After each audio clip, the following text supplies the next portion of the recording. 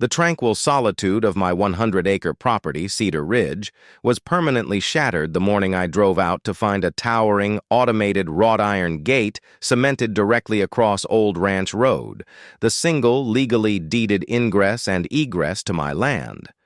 This was the final escalating act of aggression from the Highlands Lakes HOA, an organization whose president, Gary, viewed my ranch as a blight on his suburban paradise. His excuse, barked over the phone, was a newly invented security measure, and I would need to apply for a transponder to access my own home.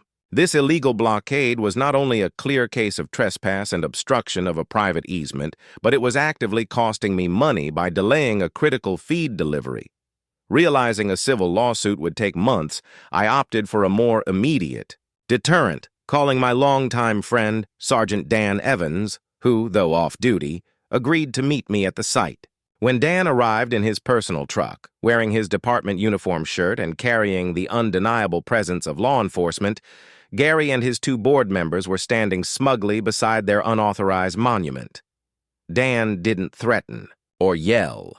He simply approached the gate, pointed to the indisputable property marker, and stated in a low, non-negotiable voice that Gary was currently committing criminal trespass and obstruction of a legal right-of-way, was liable for all associated damages.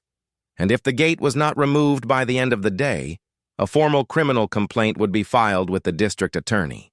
The sight of the badge, the mention of criminal charges, and the sudden cold realization of their personal liability wiped the arrogance clean off Gary's face. His bluster evaporated instantly.